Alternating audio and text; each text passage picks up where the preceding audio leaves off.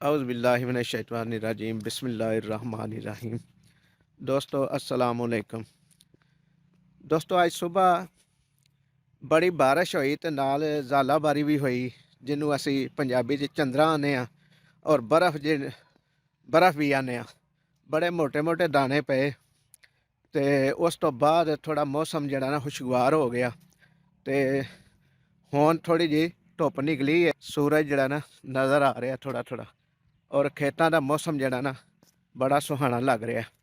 तो दोस्तों खेतों के आए हैं सैर करने वास्ते, मौसम इंजॉय करने वास्ते, ते सोचा कि तुहानू भी खेतों की सैर करा दईए। ए साइड ते हरियाली देखो कितनी है और ए जेड़े खेलां बनियां ने इहदे च पानी खड़ा है बारिश का।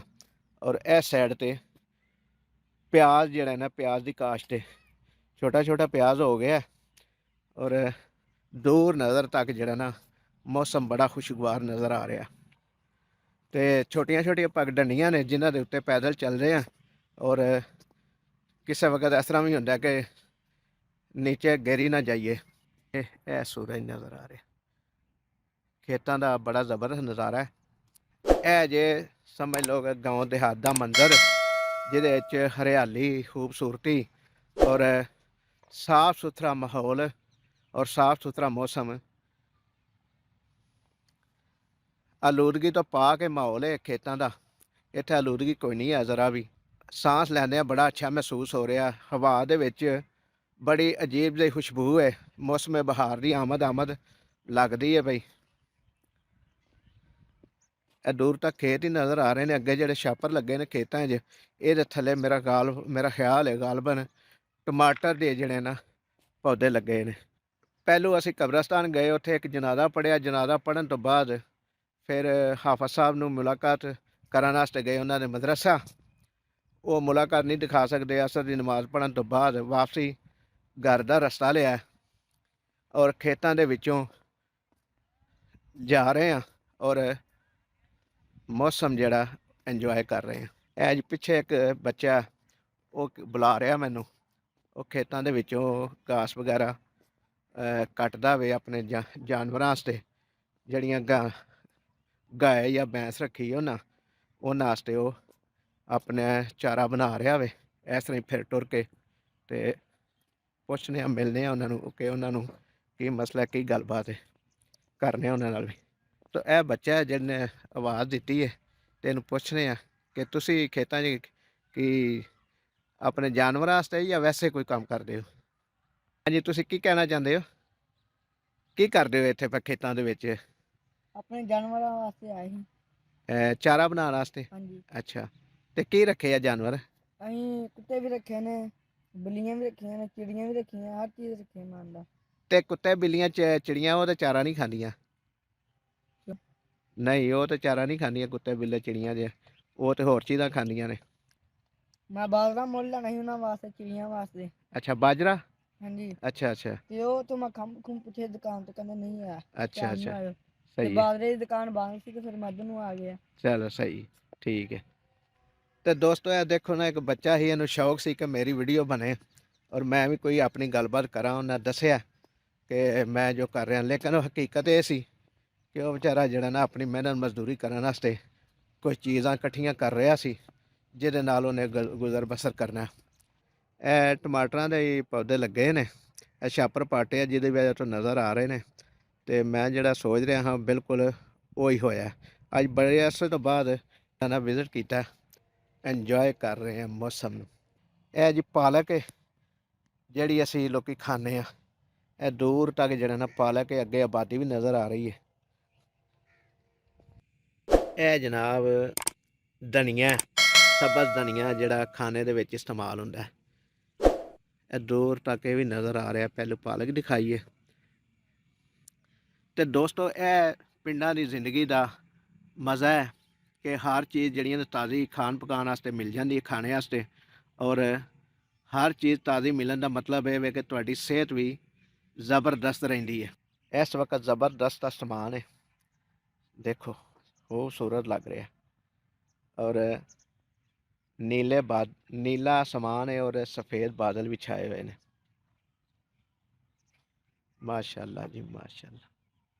ਤੇ ਦੋਸਤੋ ਸਾਡਾ ਪੈਗਾਮ ਮੁਹੱਬਤ ਜਿੱਥੋਂ ਤੱਕ ਪਹੁੰਚੇ ਔਰ ਕੋਸ਼ਿਸ਼ ਕਰੀਦੀ ਹੈ ਕਿ ਹਰ ਵਕਤ ਜਿਹੜੀਆਂ ਮੁਹੱਬਤ ਦੀਆਂ ਗੱਲਾਂ ਕਰੀਏ ਔਰ ਮੁਹੱਬਤ ਵੰਡੀਏ ਲੋਕਾਂ ਦੇ ਵਿੱਚ। ਤੇ ਦੋਸਤੋ ਇਹ ਦੇਖੋ ਤੰਗ ਰਸਤਾ ਹੈ ਬਿਲਕੁਲ, ਔਰ ਇੱਥੇ ਚੱਲਦਿਆਂ ਥੋੜਾ ਜਿਹਾ ਨਾ ਦੁਸ਼ਵਾਰੀ ਆ ਰਹੀ ਹੈ, ਗੱਲ ਕਰਨ ਵਿੱਚ ਵੀ ਜ਼ਰਾ ਪ੍ਰੋਬਲਮ ਆ ਰਹੀ ਹੈ, ਕਿਉਂਕਿ ਇਸ ਤਰ੍ਹਾਂ ਹੀ ਨਾ ਹੋਵੇ ਕਿ ਡਿੱਗ ਪਈਏ ਔਰ ਕੱਪੜੇ ਭਰ ਕੇ ਤੇ ਘਰ ਚਲੇ ਜਾਈਏ। ਇਹ ਜੀ ਸਾਰੇ ਟਮਾਟਰ ਨੇ, ਟਮਾਟਰ ਦੀ ਕਾਸ਼ਤ। ਇਹ ਛਾਪਰ ਉੱਤੇ ਪਾਉਣ ਦਾ ਮਕਸਦ ਉਹਨਾਂ ਦਾ ਇਹ ਵੇ ਕਿ ਜਿਹੜੇ ਔਸ ਹੈ ਜਾਂ ਠੰਡ ਹੈ ਉਹ ਤੋਂ ਬਚਾਇਆ ਜਾਏ, ਤੇ ਜਿਹੜੀ ਇਹ ਫਸਲ ਖਰਾਬ ਨਾ ਹੋਵੇ ਟਮਾਟਰ ਦੀ। ਇਹ ਪੌਦੇ ਜਿਹੜੇ ਬੜੇ ਨਾਜ਼ੁਕ ਹੁੰਦੇ ਨੇ, ਜਿਹਦੀ ਵਜ੍ਹਾ ਤੋਂ ਠੰਡ ਜ਼ਿਆਦਾ ਬਰਦਾਸ਼ਤ ਨਹੀਂ ਕਰ ਸਕਦੇ, ਔਰ ਇਹਦੇ ਉੱਤੇ ਛਾਪਰ ਦਾ ਜਿਹੜਾ ਨਾ ਸਾਇਆ ਕਰ ਦਿੱਤਾ ਜਾਂਦਾ ਹੈ। ਕੁਝ ਛਾਪਰ ਜਿਹੜੇ ਨਾ ਉਤਾਰ ਦਿੱਤੇ ਗਏ ਨੇ। ਤੇ ਦੋਸਤੋ ਚੱਲਦੇ ਚੱਲਦੇ ਅੱਗੇ ਉਹ ਨਜ਼ਰ ਆ ਰਿਹਾ ਕਿ ਗੋਭੀ ਦੇ ਖੇਤ ਵੀ ਨੇ, ਕਿ ਜਿਹੜੀ ਗੋਭੀ ਖਾਧੀ ਜਾਂਦੀ ਹੈ, ਪਕਾਈ ਜਾਂਦੀ ਹੈ, ਤਾਜ਼ੀ ਸਾਨੂੰ ਲੋਕਾਂ ਨੂੰ ਮਿਲ ਜਾਂਦੀ ਹੈ ਖੇਤਾਂ ਦੇ ਵਿੱਚੋਂ ਫੌਰੀ ਤੌਰ ਤੇ। ਤੇ ਇਹ ਦੇਖੋ ਗੋਭੀ ਦੇ ਖੇਤ, ਇਹ ਦੂਰ ਤੱਕ ਖੇਤ ਹੀ ਨੇ ਗੋਭੀ ਦੇ। ਮਾਸ਼ਾਅੱਲਾ ਜੀ ਕਮਾਲ ਹੋ ਗਿਆ। ਅੱਜ ਦੀ ਸੈਰ ਜਿਹੜੀ ਹੈ ਨਾ ਬੜੀ ਕਾਰਾਮਦ ਹੋ ਗਈ ਹੈ, ਔਰ ਮੌਸਮ ਵੀ ਇੰਜੋਏ ਕੀਤਾ ਗਿਆ ਹੈ। ਤੇ ਦੋਸਤੋ ਇਹ ਦੇਖੋ ਸਟਲ ਹੈ, ਇਹ ਅਸੀਂ ਸਾਹਮਣੇ ਤੁਹਾਡੇ, ਔਰ ਸਾਡੇ ਤਕਰੀਬਨ ਆਬਾਦੀ ਵੀ ਕਰੀਬ ਆ ਰਹੀ ਹੈ। ਘਰ ਪਹੁੰਚ ਕੇ ਚਾਂਦੇ ਕਰਾਂਗੇ ਤੁਹਾਡੇ ਨਾਲ। ਇਹ ਜਨਾਬ ਹੁਣ ਅਸੀਂ ਕਬਰਸਤਾਨ ਵਿੱਚੋਂ ਗੁਜ਼ਰੇ ਹਾਂ, ਔਰ ਕਬਰਾਂ ਦੇ ਵਿੱਚੋਂ ਗੁਜ਼ਰਦਿਆਂ ਫਾਤਿਹਾ ਵੀ ਕੀਤੀ ਹੈ, ਔਰ ਫਾਤਿਹਾ ਦੀ ਵੀਡੀਓ ਨਹੀਂ ਬਣਾ ਸਕੇ ਕਿਉਂਕਿ ਫਾਤਿਹਾ ਤੇ ਰੱਬ ਦੀ ਰਜ਼ਾ ਤੇ ਕੀਤੀ ਜਾਂਦੀ ਹੈ। ਇਹ ਦੇਖੋ ਜੀ ਇੱਥੇ ਵੀ ਜਿਹੜੇ ਨਾ ਪਿਆਜ਼ ਦੀ ਆਬਾਦੀ ਦੇ ਬਿਲਕੁਲ ਕਰੀਬ ਆ ਗਏ ਆ, ਔਰ ਆਬਾਦੀ ਨਜ਼ਰ ਆਉਣੀ ਸ਼ੁਰੂ ਹੋ ਗਈ ਹੈ। ਆਬਾਦੀ ਦੇ ਵਿੱਚ ਵੀ ਕੁਝ ਖੇਤ ਨੇ, ਉਹ ਤੁਹਾਨੂੰ ਦਿਖਾਉਂਦੇ ਆ। ਦੇਖੋ ਕਿੰਨੀ ਅੱਛੀ ਸਰਸੋਂ ਨਜ਼ਰ ਆ ਰਹੀ ਹੈ। ਸਾਡੀ ਆਬਾਦੀ ਦੇ ਵਿੱਚ ਨਵਾਂ ਗਲਾ ਬਣਿਆ ਹੈ, ਉਹਦਾ ਹਾਲਤ ਦੇਖ ਲਓ ਯਾਰ। ਇਹ ਸਾਰਾ ਪਾਣੀ ਖੜੇ ਹੈ, ਔਰ ਲੰਘਣਾ ਜਿਹੜਾ ਨਾ ਮਸਲਾ ਬਣਿਆ ਹੈ। ਇਹ ਤਕਰੀਬਨ ਆਪਣੇ ਘਰ ਦੇ ਕਰੀਬ ਪਹੁੰਚ ਗਏ ਆ। ਇਹ ਗਲੀਆਂ, ਲਓ ਜੀ ਅਸੀਂ ਆਪਣੇ ਘਰ ਪਹੁੰਚ ਗਏ ਆ। ਤੇ ਇਹ ਦੇਖੋ ਭਲਵਾਨ ਨੂੰ ਦੇਖੋ ਖੋਇਆ ਮਾਰ ਰਿਹਾ। ਇਹ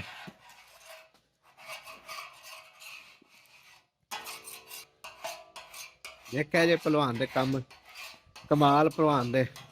ਸਾਫ ਸੁਥਰਾ ਮਾਹੌਲ ਵਿੱਚ ਖੋਇਆ ਮਾਰ ਰਿਹਾ। ਦੇਖਿਆ ਜੇ ਭਲਵਾਨ ਨੂੰ, ਕਿੱਡਾ ਵੱਡਾ ਬੰਦਾ ਹੈ। ਭਲਵਾਨ ਸਾਹਿਬ ਕੋਈ ਗੱਲ ਸੁਣਾਓ, ਖੋਏ ਦਾ ਦੱਸੋ ਕਿ ਅੱਜ ਦਾ ਕੰਮ ਸਹੀ ਰਿਹਾ? ਹਾਂਜੀ ਬਿਹਤਰੀਨ ਬਿਹਤਰੀਨ ਰਿਹਾ ਕੰਮ, ਜਿਹੜਾ ਨਾ ਜਲਦੀ ਅੱਜ ਕੰਮ ਮੁੱਕ ਚੱਲਾ। ਅੱਛਾ, ਇਹ ਵੱਡੇ ਕੜਾਹ ਦੀ ਵਜ੍ਹਾ ਤੋਂ? ਹਾਂਜੀ ਇਹ ਦੇਖੋ ਜੀ ਵੱਡਾ ਕੜਾਹ ਹੈ, ਜਿਹਦੀ ਵਜ੍ਹਾ ਤੋਂ ਭਲਵਾਨ ਦਾ ਅੱਜ ਕੰਮ ਜਲਦੀ ਮੁੱਕ ਗਿਆ। ਤੇ ਦੋਸਤੋ ਅੱਜ ਲਈ ਇੰਨਾ ਹੀ, ਅਗਲੀ ਵੀਡੀਓ ਤੱਕ ਲਈ ਇਜਾਜ਼ਤ ਦਿਓ। ਆਪਣਾ ਬਹੁਤ ਸਾਰਾ ਖਿਆਲ ਰੱਖਿਆ ਜੇ। ਅੱਲਾਹ ਤਾਲਾ ਸਾਡਾ ਤੇ ਤੁਹਾਡਾ ਹਾਮੀ ਨਾਸਰ ਹੋਵੇ। ਅੱਲਾ ਨਿਗਹਿਬਾਨ। ਇਸ ਵੀਡੀਓ ਨੂੰ ਲਾਈਕ ਕਰਿਆ ਜੇ, ਸ਼ੇਅਰ ਕਰਿਆ ਜੇ, ਤੇ ਚੈਨਲ ਨੂੰ ਸਬਸਕ੍ਰਾਈਬ ਔਰ ਇੱਕ ਕਮੈਂਟ ਲਾਜ਼ਮੀ ਕਰਿਆ ਜੇ, ਤਾਂ ਕਿ ਤੁਹਾਡੀ ਸਾਨੂੰ ਅੱਛੀ ਜੀ ਰਾਏ ਦੇ ਬਾਰੇ 'ਚ ਇਲਮ ਹੋ ਸਕੇ।